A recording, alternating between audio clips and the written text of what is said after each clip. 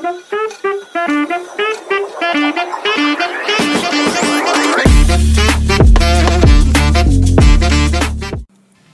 tahun 1953, Edmund Hillary dan Tenzing Norgay menjadi pendaki pertama di puncak Everest.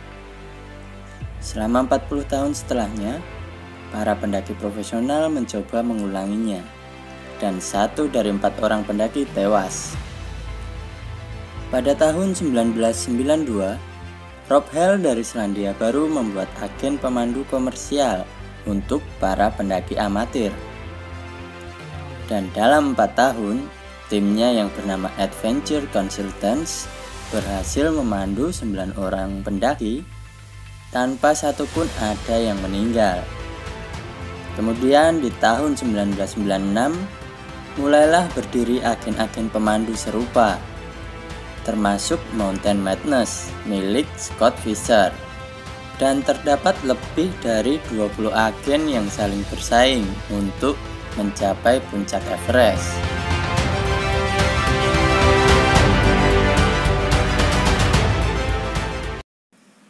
Cerita dimulai dengan menunjukkan Rob Hale, tokoh utama film ini, yang mempersiapkan beberapa perbekalan untuk mendaki Gunung Everest. Dan ini adalah Rob Hale, yang dimana film ini berdasarkan dari kisah nyatanya. Jadi ceritanya di sini, Rob mendapatkan job untuk memandu para pendaki-pendaki yang kurang pro di saat istrinya lagi hamil anak pertamanya. 30 Maret 1996, tim pendaki yang menyewa jasa Rob bertemu dan berkumpul di sebuah hotel untuk melakukan briefing sebelum menuju lokasi pendakian. Function at the cruising altitude of a 747. Dan mulailah mereka, tim pendaki yang dipimpin Rob Hale, berangkat menuju lokasi pendakian setelah mereka briefing di hotel tersebut. Mereka diantar dengan menggunakan helikopter ke tempat pendakian. Mereka diturunkan di tempat yang bernama Lakla. Dan masih harus berjalan menuju tempat bernama Namche Basar yang berada di ketinggian 3.750 meter di atas permukaan laut. Namche Basar ini adalah tempat untuk registrasi sebelum mendaki. Sebelum berangkat ke base camp, di sini mereka meminta doa restu di sebuah biara yang bernama Tengboche dan mulai lanjut berjalan untuk sampai ke base campnya. Setibanya di base camp dengan ketinggian 5.367 mdpl, mereka langsung diperkenalkan dengan manajer timnya Rob yang bernama Helen Wilton dan juga pendaki lokal yang bernama Eng Dorje, bukan Eng Avatar. Bet you climb better now, do, huh? Yeah. Dan ini adalah Scott Fisher, di mana dia adalah saingannya Rob Hale dalam hal agen pemandu. Some idiot Kiwi goes and invents Himalayan guiding. Look what happens. Yeah, it didn't take you. Di dalam tenda base camp, mereka diperkenalkan juga dengan Dr. Carol Mackenzie. Di scene ini, mereka di briefing agar mereka melakukan adaptasi dulu selama sebulan sebelum melakukan pendakian ke puncak Everest. Jadi buat kalian yang mau mendaki Everest, paling nggak kalian harus butuh 1 bulan lebih buat naklukin ini gunung.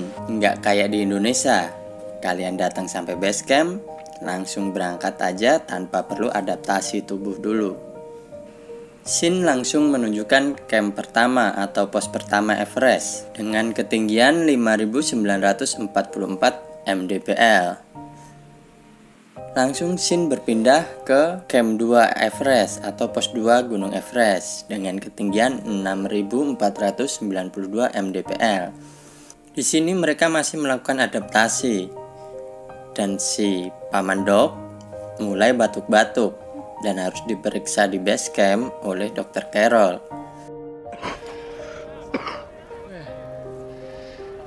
Doug, you okay?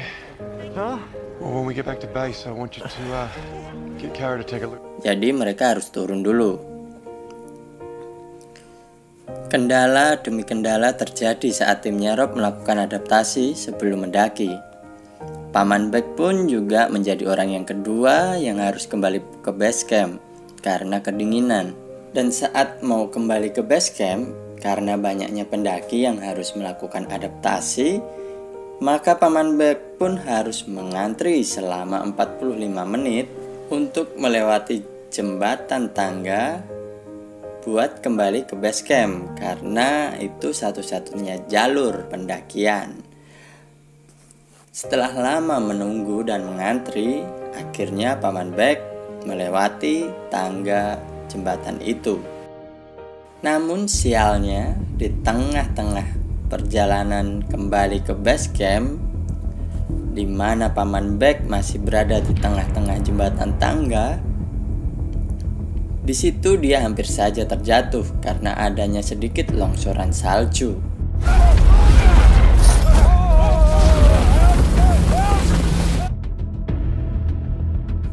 Dan memaksa Rob untuk menyelamatkannya dan membantunya melewati jembatan tangga itu.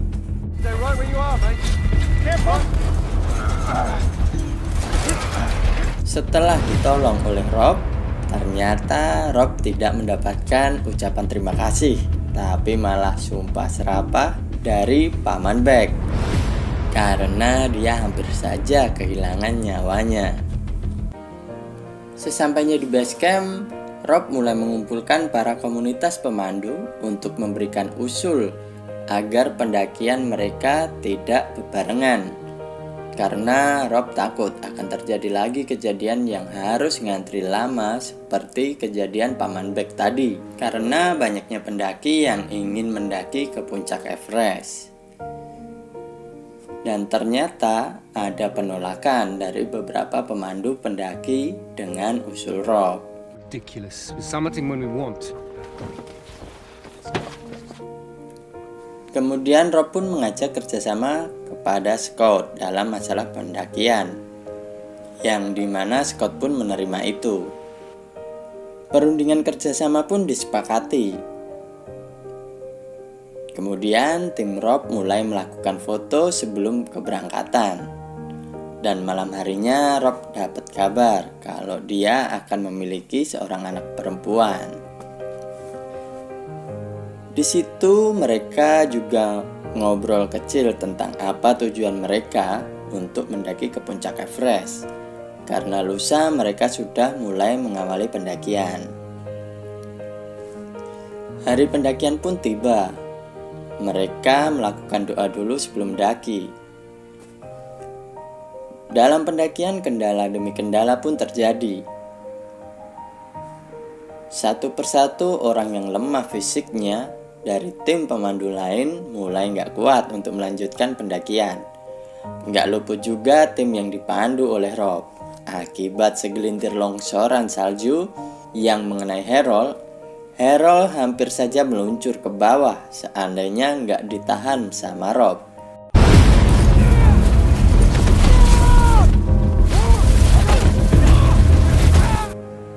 Akhirnya mereka sampai di pos 3 atau camp 3. Mereka berhenti untuk beristirahat. Dan dari bawah, Helen mengabarkan tentang perubahan cuaca kepada Rob. Hari berikutnya pun tiba. Pendakian dari pos 3 pun dimulai. Selangkah demi selangkah mereka jalani untuk menaklukkan puncak gunung Everest.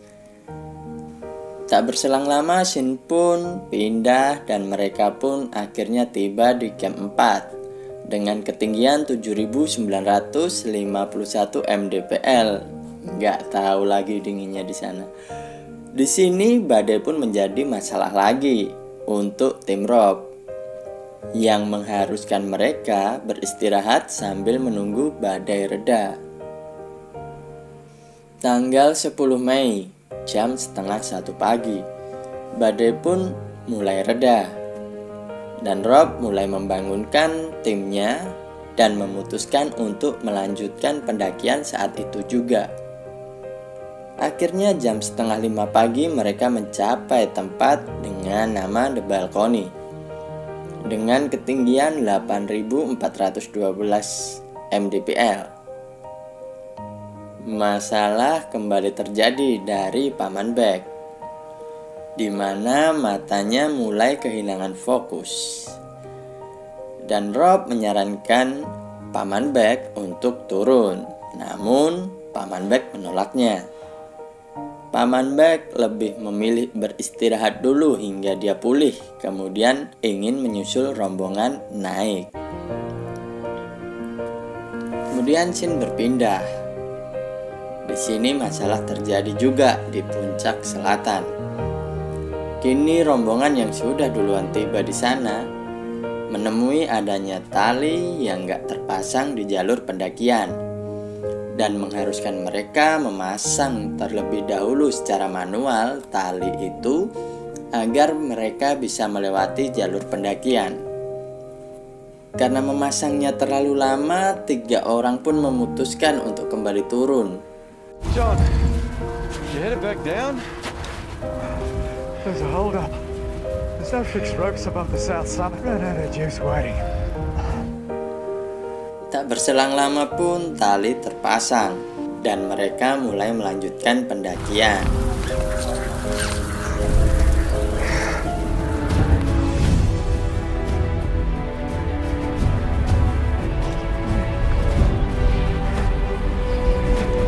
Akhirnya jam 2 siang pun mereka tiba di puncak Gunung Everest. Betapa bahagianya mereka bisa mencapai puncak Gunung Everest. Tante Yasuko pun gak lupa untuk menancapkan bendera negaranya, yaitu negara anime, dan bersyukur karena telah bisa sampai ke puncak Everest. Dari bawah gak luput juga si Abang Scott udah menyusul timnya Rob sampai puncak. Dirasa sudah puas telah mencapai puncak Everest, rombongan Rob pun mulai turun dan Rob masih memilih tinggal di puncak untuk jualan warung seperti Boyem. Enggak. Rob memilih tinggal di puncak karena dia menunggu Doc yang tertinggal di belakang untuk mencapai puncak. Jam pun menunjukkan pukul 3.15 sore. Dan Doc baru kelihatan oleh Rob. Kemudian Rob pun mengajaknya turun karena waktu sudah sore. Tapi Doc tetap memaksa naik ke puncak karena puncaknya tinggal beberapa meter di depannya. Okay, Please, Rob. let's do it. Let's get it All done. right.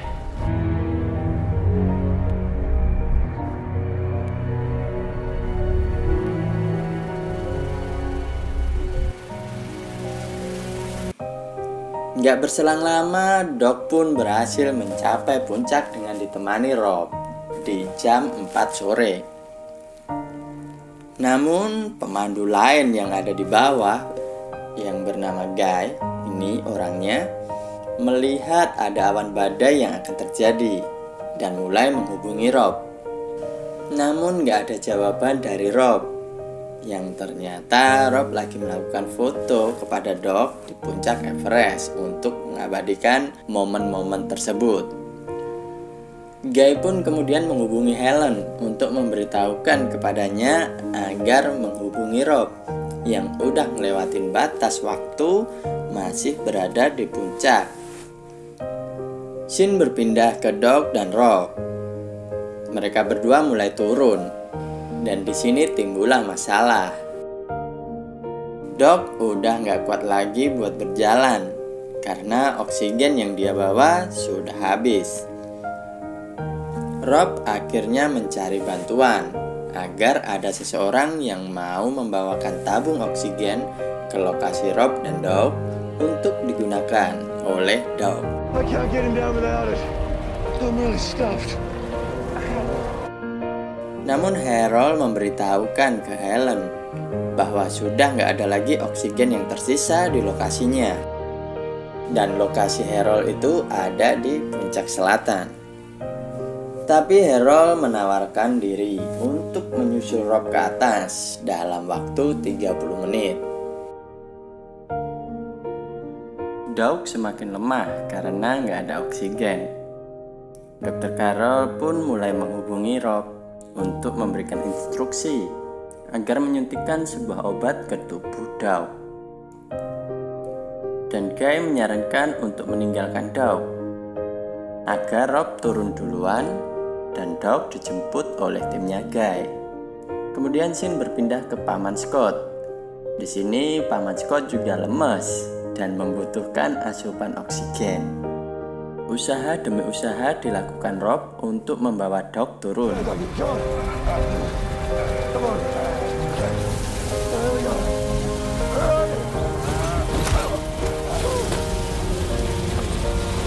Gak berselang lama, badai pun mulai menunjukkan wujudnya. Basecamp pun mulai terkena badai tersebut.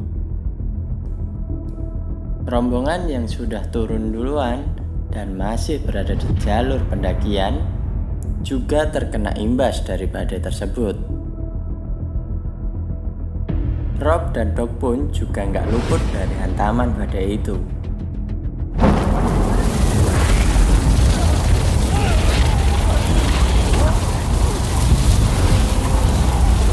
Untungnya Rob sudah berhasil menurunkan Doug di bawah tempat sebelumnya. Rob meminta kepada Doug untuk menunggunya di tempat itu karena Rob ingin mengambil oksigen di puncak selatan di lokasinya Harold. Namun apa dikata, Doug yang udah menyerah mental dan tubuh, dia pun melepas kaitan tali pengaman di tubuhnya.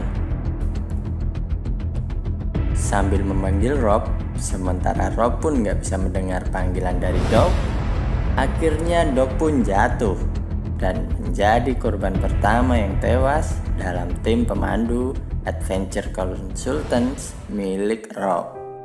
Rombongan yang sedang turun pun satu persatu mulai mengalami masalah. Salah jalan, nyasar, tergelincir, kepleset,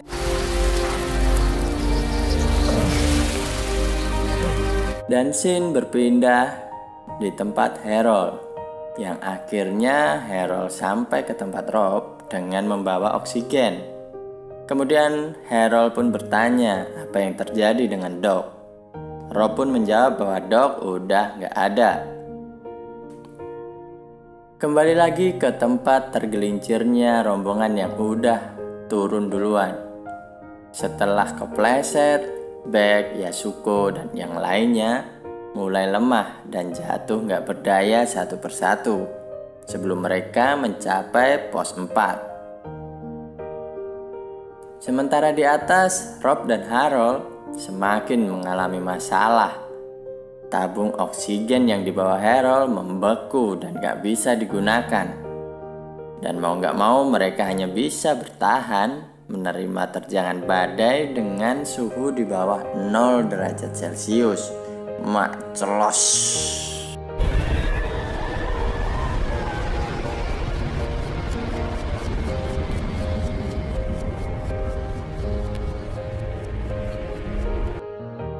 Sementara di base camp, Helen pun menghubungi istri Rob. Dan istri Rob pun cemas karena mengetahui bahwa Rob masih berada di atas gunung dengan adanya badai di sana. Guy yang turut mencoba untuk menghubungi Rob masih juga belum dapat jawaban dari Rob. Dan tim lain mulai menawarkan oksigen untuk dibawa ke atas. Sin berpindah lagi di atas, di tempat Harold dan Rob berada. Di sini Harold mulai mengalami hipotermia, dan mulai melepaskan baju karena kepanasan dalam cuaca yang ekstrimnya dingin. Kebalik, yang dinginnya ekstrim. Tapi sial, dia malah kepleset, tergelincir, ndelosor, nyungsep, jatuh ke bawah. Korban kedua yang tewas dari timnya Rob. Sementara rombongan yang belum mencapai pos 4 tumbang satu persatu. Tante Yasuko menjadi korban ketiga yang tewas dalam timnya Rob karena lemes dan kedinginan. Sementara Paman Beck yang udah gak bisa ngomong lagi, dia gak bisa memanggil tim yang datang untuk mengevakuasi korban-korban lainnya yang masih bisa bertahan hidup. Dan akhirnya Paman Beck ditinggalkan begitu saja, ditinggal pas lagi sayang-sayangi.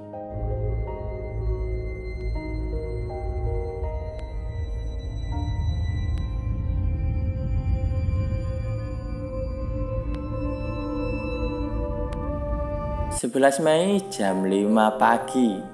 Dari base camp, Guy masih mencoba untuk menghubungi Rob. Sedikit keajaiban pun muncul. Rob mulai menghubungi base camp. Sedikit harapan dari Guy, Helen, dan Carol pun nampak dari wajah mereka.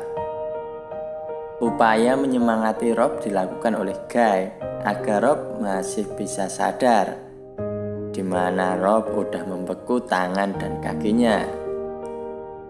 Nggak kehabisan akal, Guy pun meminta Helen agar menyambungkan telepon ke istri Rob, karena Guy yakin hanya istri Rob yang bisa memberikan semangat untuk Rob. Sementara Rob di atas, dia berjuang seorang diri menghadapi dinginnya ketinggian Gunung Everest, yang dimana dari timnya sudah diketahui tewas 4 orang.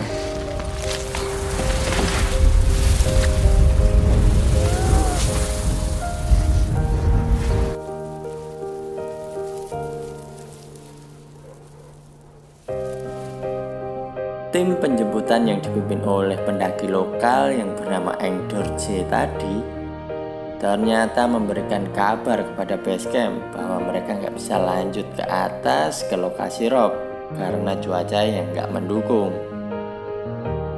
Segera Guy pun langsung menghubungi Rob bahwa tim penjemput nggak bisa sampai ke lokasinya hari ini karena ada badai.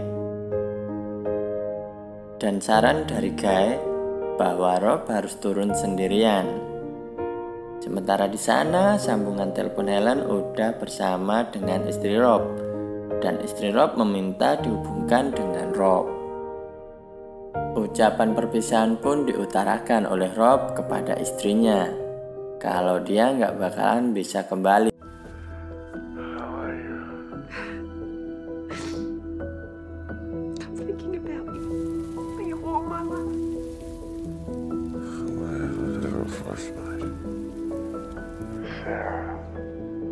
Sarah? Yeah, Sarah's good. I don't think I'm gonna get Saraya.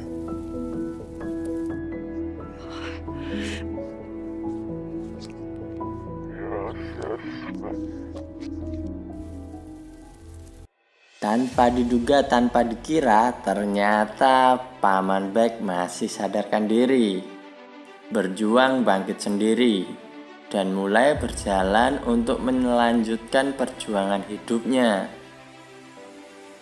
Sementara Paman Scott, pemilik Mountain Madness Agen, ditemukan udah terbaring kaku nggak bernyawa. Di camp 4 semua mata tertuju ke Paman Beck yang masih sanggup berjalan sendirian menuju camp 4. Segera salah seorang dari camp 4 menghubungi base camp untuk mengabarkan bahwa Paman Beck masih hidup. Perlahan Paman Beck dan semua rombongan yang dari camp 4 mulai melakukan perjalanan turun. Gak berselang lama, Paman Beck dan rombongan yang bersamanya pun tiba di camp 2. Dan di situ Paman Beck mulai mendapatkan perawatan. Sementara itu, istri Paman Beck yang mendapatkan kabar bahwa sebelumnya Paman Beck udah meninggal, tapi sekarang dikabarin lagi kalau Paman Beck masih hidup, dia langsung menghubungi pemerintah setempat untuk mengirimkan helikopter buat menjemput sang suami tercinta. Akhirnya semua rombongan Rob kecuali Yasuko, Harold, Doc, dan tentunya Rob sendiri tiba di base camp. Wajah lelah dan sedih nampak dari muka mereka semua. Paman Beck yang semua orang kira udah mati ternyata masih bertahan hidup dan bisa kembali bertemu dengan istrinya. Sementara Rob dan korban lainnya, jasadnya masih berada di pelukan Gunung Everest. Selesai dengan ending yang membagongkan. Terima kasih buat kalian yang udah mau menonton dan mendengarkan ocehan saya dalam merangkum film ini. Jika ada sumur di ladang, bolehkah saya menumpang mandi? Kalau ada umur panjang, jangan lupa kalian nonton lagi. Stay tune di On The Cliff. Bye-bye.